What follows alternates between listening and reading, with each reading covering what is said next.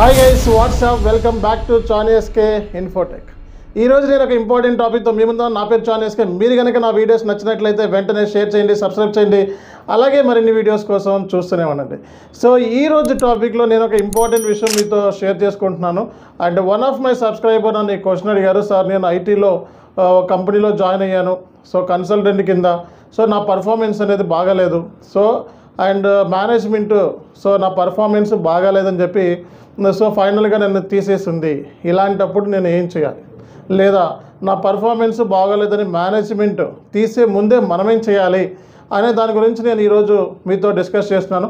So మీరు కనుక నా వీడియోస్ని ఫస్ట్ టైం కనుక వాచ్ చేసినట్లయితే ఇమీడియట్గా సబ్స్క్రైబ్ చేసుకోండి. ఎందుకంటే రానున్న రోజుల్లో ఇలాంటి మంచి మంచి టాపిక్స్ ఎంప్లాయీ పాయింట్ ఆఫ్ వ్యూలో సో చాలా మంచి వీడియోస్ మీకు మనం ఇస్తున్నాము. కాబట్టి వెంటనే సబ్స్క్రైబ్ చేసుకోండి. సో ఫస్ట్ విషయం మీరు ఒకటి గుర్తుపెట్టుకోండి. ఎప్పుడైనా సరే మన పర్ఫార్మెన్స్ బాగాలేదు, సో మనల్ని తీసేశారు లేదా తీసేస్తున్నారు అన్నప్పుడు మనం ఏం చేయాలి? సో ఫస్ట్ మనం అర్థం చేసుకోవాలి మనల్ని తీసేయడానికి గల రీజన్స్ ఏంటి. సో మనం బాగా వర్క్ చేస్తున్నాం, అయినా సరే మనల్ని తీసేస్తున్నారా? లేకపోతే మనకి తెలిసిపోతుంది మనం బాగా పని చేయట్లేదు అండ్ మన గురించి అంత మేనేజ్మెంట్కి అంత మంచి ఒపీనియన్ లేదు, అయినా సరే మనల్ని తీసేస్తున్నారా అంటే సో అది వేరే విషయం.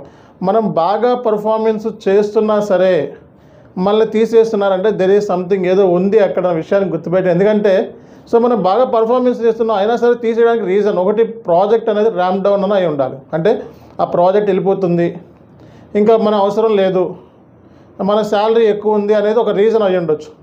లేదా సో అక్కడ పాలిటిక్స్ అయినా జరుగుతూ ఉండాలి, సో పాలిటిక్స్ ఉండొచ్చు మేబీ. సో లేదా మన పాయింట్ ఆఫ్ వ్యూలో మనం ఓకే, కానీ మేనేజ్మెంట్ పాయింట్ ఆఫ్ వ్యూలో మన గురించి హైలైట్ చేసే పర్సన్స్ లేదా ఎలివేట్ చేసే పర్సన్స్ ఎవరు లేరు. సో మీ గురించి మీరు చెప్పుకోవట్లేదు.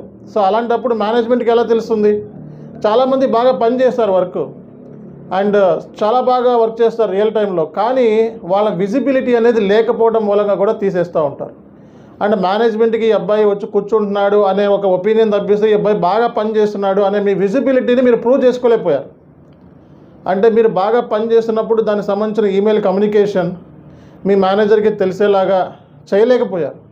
అలాగే మీ పర్ఫార్మెన్స్ హై లెవెల్లో ఉంది అండ్ క్లయింట్ దగ్గర మంచి ఒపీనియన్ ఉంది అనే విషయాన్ని మేనేజ్మెంట్కి తెలిసేలా చేయాలి మీరు. అంతేగాని కంపెనీలో జాయిన్ అవుతారు చాలామంది, సో వాళ్ళ గురించి ఎక్స్పోజ్ చేసుకోరు, విజిబిలిటీ ఉండదు. అలాంటప్పుడు మేనేజ్మెంట్కి మీరు పని చేస్తున్నారని ఎలా తెలుస్తుంది? సో మేనేజ్మెంట్కి పని చేస్తున్నారనేది మీరు తెలియాలి. సో మీరు తెలియాలి అంటే మీ విజిబిలిటీ అనేది మీరు చూపించుకోవడం చాలా ఇంపార్టెంట్. సో మీకు వచ్చిన అప్రిషియేషన్ మెయిల్స్ ఫార్వర్డ్ చేయాలి మేనేజర్కి. మీ ప్రాజెక్ట్ మేనేజర్ ఎవరైతే ఉంటారో వాళ్ళకి మీ అప్రిషియేషన్ మెయిల్స్ మీ లీడ్స్కి చెప్పాలి. సో మీరు క్లయింట్ దగ్గర నుంచి ఎలాంటి రెప్యుటేషన్ ఉంది మీకు, ఎలాంటి క్రిటికల్ ఇష్యూస్ మీరు సాల్వ్ చేస్తున్నారు, ఎలాంటి రెస్పాన్సిబిలిటీస్ని మీరు యాక్సెప్ట్ చేస్తున్నారు అనేది మేనేజ్మెంట్కి తెలియటం అనేది చాలా ఇంపార్టెంట్. సో ఇది తెలియకే చాలామంది ఏంటంటే సో పని చేస్తారు కానీ వాళ్ళ విజిబిలిటీని చూపించుకోవడంలో ఫెయిల్ అవుతారు. మీ పనిని వేరే వాళ్ళు దాన్ని వాళ్ళ స్వార్థం కోసం ఉపయోగించుకొని సో వాళ్ళు ముందుకు వెళ్తున్నారు. సో మీరు అక్కడే ఉండిపోతున్నారు, మీ పనిని కాజేస్తున్నారు. సో చాలామంది చూస్తూ ఉంటారు ఎవరైనా సక్సెస్ అవుతున్నారంటే సో వాడికి సంబంధించిన స్ట్రాటజీస్ కానీ బిజినెస్ స్ట్రాటజీస్ కానీ వాడు ఏం చేస్తున్నాడో దానికి కాపీ కొట్టేసేవాడు ఇంకోటి పుట్టుకొచ్చేస్తూ ఉంటాడు. సేమ్ కాపీ దింపేవాళ్ళు కూడా ఉంటారు. అలాగే మన ట్రైనింగ్ ఇన్స్టిట్యూషన్ ఎంత సక్సెస్ అవుతూ ఉంటే తెలుగులో ఒక ఫేక్ ట్రైనర్ గాడు మన వీడియోస్ని ఇవన్నీ చూసి కాపీ కొట్టి సో అదే విధంగా అయిపోవాలి, ఛానల్లాగా అయిపోవాలి అని చెప్పి చాలామంది కాపీ కొడుతున్నారు, చాలామంది ఉన్నారు. అందులో ఒక తెలుగు ఫేక్ ట్రైనర్ ఎస్ఐపి FICOలో చాలామంది ఒక 10,000 5,000 అని చెప్పి ఫేక్ ట్రైనర్స్ ఉన్నారు, మన వీడియోస్నే కాపీ కొడుతూ ఉంటారు. సో అలాగా అంటే సింపుల్గా మాట్లాడితే ఒక తేనెటీగ ఉంటుందండి. ఒక తేనెటీగ ఏంటంటే బేసిక్గా దానికి తేనెని ఎలాగా క్రియేట్ చేయాలి అనే దానికి బాగా తెలుసు. ఒకవేళ ఆ తేనెటీగని ఫైనల్గా ఆ తేనెకి సంబంధించిన దాన్ని ఎవరైనా వేరే వాళ్ళు కాజేసినా సరే అది ఓన్గా మళ్ళీ తేనెని క్రియేట్ చేసుకోగలుగుతుంది. అలాగే సక్సెస్ఫుల్ ఎవరైతే అవుతారో వాళ్ళకి తెలుసు ఎలా మళ్ళీ సక్సెస్ అవ్వాలి అని. సో ఆ తేనెని క్రియేట్ చేయడం అనేది ఒక ఆర్ట్, మీ ఆర్ట్ని దొంగిలించలేరు అనమాట. సో అలాగే మీరు ఎప్పుడైనా సక్సెస్ అవుతారు. మీరు నిజంగా రియల్గా టాలెంటెడ్ అయి ఉండి రియల్ టైంలో సక్సెస్ఫుల్గా మీరు పనిచేసి కానీ మీకు ఆ విజిబిలిటీ లేక అలాగే మీ టాలెంట్ని మీరు షోకేస్ చేయలేక ఉన్నట్లయితే నో ఇష్యూస్, ఈ ప్రాజెక్ట్ కాకపోతే ఇంకో ప్రాజెక్ట్, ఈ కంపెనీ కాకపోతే ఇంకో ప్రాజెక్ట్, ఇలా మీరు సక్సెస్ అయ్యే ఛాన్సెస్ ఉంటాయి. కాబట్టి సో గుర్తుపెట్టుకోండి, ఎప్పుడైనా సరే సో ఒకవేళ ప్రాజెక్ట్లో నుంచి మిమ్మల్ని తీసేశారు, పర్ఫార్మెన్స్ బాగాలేక అంటే వర్రీ అవ్వద్దు. ఫస్ట్ తెలుసుకోండి మీలో ఉన్న ప్రాబ్లం, మీలో ఉన్న వీక్నెస్ ఏంటి. కమ్యూనికేషన్ ప్రాబ్లం ఉందా, లేకపోతే క్లయింట్ ఫేసింగ్ ప్రాబ్లం ఉందా, లేకపోతే టెక్నాలజీ ప్రాబ్లం అంటే సరిగా నాలెడ్జ్ లేక, టెక్నాలజీ గ్యాప్, నాలెడ్జ్ సరిగా లేక, అండ్ సో దానికి కావాల్సిన ఎక్స్పీరియన్స్ సరిగా లేక, సో ఏరియాస్ మీద కమాండ్ లేక, ఇలా మనం చాలామంది సఫర్ అవుతూ ఉంటారు. మళ్ళీ అలాంటప్పుడు మనం అప్స్కిల్ అవుట్ చేసుకోవాలి, మన స్కిల్ సెట్ని ఎప్పటికప్పుడు మనం అప్గ్రేడ్ చేసుకోవాలి. కంపెనీస్లో ఇది పాసిబిలిటీ అవుతుంది. కంపెనీలో పనిచేసిన ఎంప్లాయీ ఏమైనా చేయగలుగుతాడు, ఎందుకంటే అంతమంది ఎంప్లాయీస్ ఉంటారు. అంతమందిని మనం చూసి ఒకళ్ళు ఏం చేస్తున్నారు, వీళ్ళు ఏం చేస్తున్నారు, వాళ్ళు ఏం చేస్తున్నారండి, మన వర్క్ నేర్చుకునే పొటెన్షియల్ మనకి ఆటోమేటిక్గా వచ్చేస్తుంది. కాబట్టి వర్రీ అవ్వద్దు. ప్రాజెక్ట్ కాకపోతే ఇంకో ప్రాజెక్ట్, ఇందులో వర్క్ చేయలేకపోవచ్చు బట్ ఇంకో ప్రాజెక్ట్లో మనం ఎక్సలెంట్గా పర్ఫామ్ చేయొచ్చు. కాబట్టి ప్రాజెక్ట్ అనేది వదిలేసినా మనకి ఒక పర్మనెంట్గా మీరు కంపెనీలో పనిచేస్తున్నారంటే పర్మనెంట్ బేస్లో అయితే కంపల్సరీ ఇంకో ప్రాజెక్ట్ అలొకేట్ చేస్తారు. నో వరీ, ప్రాజెక్ట్ పోయింది, ప్రాజెక్టులను తీసేసారే అని చెప్పి ఎప్పుడు కూడా బాధపడదు. ఐటీలో ఏంటంటే బాగా స్కిల్ఫుల్ పర్సన్ కూడా పీకేస్తూ ఉంటారు కొన్నిసార్లు. కాబట్టి కంగారు పడుతుంది. నేను ఫస్ట్ కొత్తగా చెప్పే వాళ్ళకి ఇదే, ప్రాజెక్టుల నుంచి పీకేస్తే ఇంకా అయిపోయింది, ఇంకా వేస్ట్, మన జీవితం వేస్ట్ అని చెప్పి అనుకోవద్దు. ఎందుకంటే ఐటీలో అంటే ఎప్పటికప్పుడు మనం అప్గ్రేడ్ అవుతూ ఉండాలి. అలాగే ఐటీలో ఈ ప్రాజెక్ట్ బాగోపోయినా ఇంకో ప్రాజెక్ట్లో పనిచేస్తాను అనమాట, ఇంకో ప్రాజెక్ట్లో పనిచేసే అవకాశం వస్తూ ఉంటుంది. దాన్ని వినియోగించుకోవచ్చు. ఫస్ట్ మీరు ఎందుకు తీసేసారు ఆ రీజన్ తెలుసుకోండి. మీ కమ్యూనికేషన్ స్కిల్స్ని ఇంప్రూవ్ చేసుకోండి, క్లయింట్ ఫేసింగ్ స్కిల్స్ని ఇంప్రూవ్ చేసుకోండి, మీ విజిబిలిటీని పెంచుకోండి. అలాగే మీకు ఎక్కడైతే ల్యాక్ అవుతున్నారో, ఏ ఏరియాలో టెక్నాలజికల్ గ్యాప్ ఉందో ఆ ఏరియాని కవర్ చేసుకోండి. అండ్ నెక్స్ట్ మళ్ళీ ఇది రిపీట్ అవ్వకుండా సో మిమ్మల్ని మీరు అప్గ్రేడ్ చేసుకోండి ఎప్పటికప్పుడు.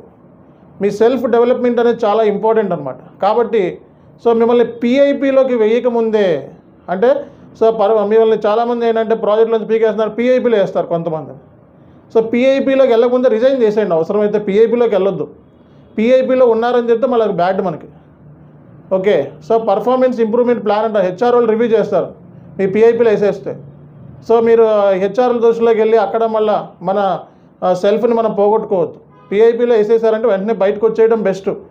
మళ్ళీ ఉండి మళ్ళీ అకంతా మనం అసలు వెళ్తున్నామంటేనే బయటకు వచ్చేసి వేరే కంపెనీ చూసుకోండి. ఒకవేళ పిఐపిలో వేస్తాము అంటే, ఒకవేళ నిజంగా వేసే పొజిషన్ ఉంటే వేరే కంపెనీ చూసుకోండి. చాలామంది ఏంటంటే ఒక ప్రాజెక్ట్లో సక్సెస్ అవ్వకపోయినా ఇంకో ప్రాజెక్ట్లో సక్సెస్ అవుతూ ఉంటారు అనమాట. కాబట్టి ఇక్కడ గుర్తుపెట్టుకోండి, సక్సెస్ అనేది మనకి ఎప్పుడు పర్మనెంట్ కాదు. సో బాగా ఉన్న వాళ్ళే ఫెయిల్యూర్ అవుతూ ఉంటారు. కాబట్టి సో ఒక ప్రాజెక్ట్ లేనంత మాత్రాన, ఒక ప్రాజెక్ట్లో పీకేసినంత మాత్రాన పెద్ద విశేషమేం కాదు. ఇంకో చాలా ప్రాజెక్ట్స్ ఉంటాయి. మీరు నిజంగా సక్సెస్ అవ్వాలి అని చెప్పి మైండ్లో ఉంటే డెఫినెట్గా అయిపోతారని అందులో ఎవరు ఆపలేరు. బట్ మన ప్రాబ్లమ్స్ ఏమున్నాయి అనేది మనం అర్థం చేసుకోవాలి. అది మళ్ళీ రిపీట్ అవ్వకుండా మన స్వాట్ అనాలిసిస్ చేసుకోవాలి. అంటే మన స్ట్రెంగ్స్ ఏంటి, వీక్నెస్ ఏంటి, ఆపర్చునిటీస్ ఏంటి, థ్రెట్స్ ఏంటి, సో ఈ ఏరియాస్ ఏంటి అనేది మొత్తం స్వాట్ అనాలిసిస్ మిమ్మల్ని మీరు చేసుకొని సక్సెస్ అవ్వండి. అంతేగాని ఒక కాపీ క్యాట్లా మిగిలిపోవద్దు. సో కాపీ క్యాట్ అంటే ఏంటో తెలుసా? వేరే వాళ్ళ సొమ్ముని, వేరే వాళ్ళ స్కిల్ని కాపీ కొట్టేవాడు డెఫినెట్గా వన్ డే పడిపోతాడు. అది మామూలుగా పడడు, అది ఎప్పటికైనా డేంజరే. అండ్ మన స్కిల్ సెట్ని డెవలప్ చేసుకోవాలి. అందుకే కంపెనీస్లో పనిచేయండి, రియల్ టైం ట్రైనర్స్ని ఎంకరేజ్ చేయండి. ఫేక్ గాలని, ఇంగ్లీష్ రాని ఎస్ఏపి, ఎఫ్ఐసిఓ ఫేక్ ట్రైనర్స్ ఎవరైతే ఉన్నారో వాళ్ళని వెంటనే ఐడెంటిఫై చేయండి. ఒక ఇన్స్టిట్యూషన్లో ఎస్ఏపి ట్రైనింగ్ కానీ వేరే ఏదో ట్రైనింగ్ కానీ నేర్చుకుంటున్నట్లయితే ట్రైనర్ ఇంగ్లీష్లో మాట్లాడగలడా లేదా, అలాగే రియల్ టైం ఎక్స్పీరియన్స్ ఉందా లేదా, మనకి ఎందుకు ఫ్రీగా వీడియోలు ఇస్తున్నారు అనే విషయాన్ని, ప్రతి విషయాన్ని అర్థం చేసుకొని జాయిన్ అవ్వండి. ఎందుకంటే ఫేక్ అయితేనే ఇలాంటి పనులు చేస్తూ ఉంటారు. ఎందుకంటే ఫేక్ ఎప్పుడు మనలో ఉంది అంటే అది మైండ్లో అది ఫేక్ అనే మైండ్ సెట్ ఉంది అంటే అది ఎప్పుడు కూడా మన సక్సెస్ కాదు. ఆ సక్సెస్ అయిన టెంపరీ సక్సెస్ అది ఏ రకంగా మనకి పోతుంది, ఏదో రకంగా పోతుంది. కాబట్టి ఎప్పుడైనా సరే సో ఒక రియల్ టైం వేలో ఒక అద్భుతమైన దారిని ఫిక్స్ చేసుకోండి. మీ స్కిల్స్ని డెవలప్ చేసుకోండి. వేరే వాళ్ళ ఐడెంటిటీని, వేరే వాళ్ళ స్కిల్ సెట్ని కాపీ చేసుకొని సో మీరు ఉండొద్దు. మీ అంతటా మీరు సెల్ఫ్ని డెవలప్ చేసుకోండి. మీరు కనుక నా వీడియోస్ నచ్చినట్లయితే వెంటనే షేర్ చేయండి, సబ్స్క్రైబ్ చేయండి. అలాగే మరిన్ని వీడియోస్ కోసం చూస్తూనే ఉండండి. This is channels K signing off.